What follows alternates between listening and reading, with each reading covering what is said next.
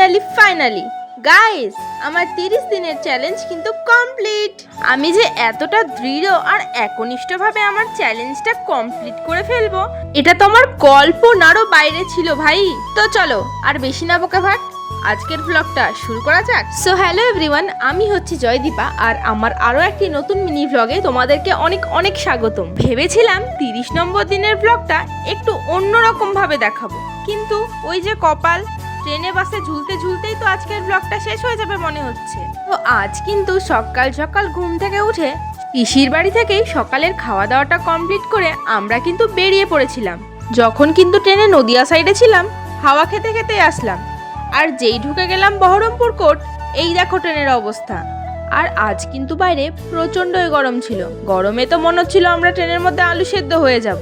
আর এদিকে কিন্তু আমরা আমাদের প্রথম ট্রেন থেকে নেমে পড়েছিলাম, আর এবার কিন্তু আমাদের নৌকা করে ঘাট পার হতে হবে, কারণ তোমরা তো সবাই জানো জিয়াগঞ্জ আর আজিমগঞ্জ এপার আর ওপার। আর আমরা যেহেতু জিয়াগঞ্জে নেমেছিলাম আর তারপর আমাদের ট্রেন ধরতে হতো আজিমগঞ্জ থেকে, তো আমরা চলে এসেছিলাম আজিমগঞ্জ স্টেশনে।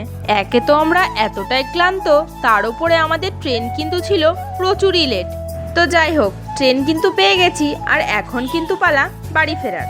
আমরা পেরিয়েছিলাম কিন্তু প্রায় 1টার দিকে, আর বাড়ি ঢুকতে ঢুকতে আমাদের বেজে গিয়েছিল 6টা সাড়ে 6টা মতো। আর বাড়ি এসেই সবার আগে কিন্তু আমি স্নান করে নিয়েছিলাম, কারণ সারাদিনের ধুলোবালি বুঝতেই পারছো। আর আমি তো আগেও বলেছিলাম স্নান করলেই কিন্তু আমার মুডটা একদম ফ্রেশ হয়ে যায়। তো যাই হোক, আমাদের পেটে কিন্তু এই মুহূর্তে ছুঁচোই রন দিচ্ছে।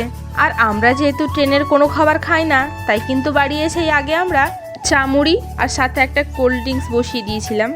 আর এইখানে আমাদের এত পরিমাণে জামা কাপড় হয়েছে কি আর বলবো, জামা কাপড় আর রাখার জায়গা হচ্ছে না, তাই কিন্তু জামা কাপড় রাখার এই ব্যাগটা কিনে এনেছি। আর তারপর আমরা আমাদের খাওয়া দাওয়াটাও কমপ্লিট করে নিয়েছিলাম। তো আমার 30 ডেজ চ্যালেঞ্জ এখানেই এন্ড হলো। বাই, দেখা হবে নেক্সট ব্লগে।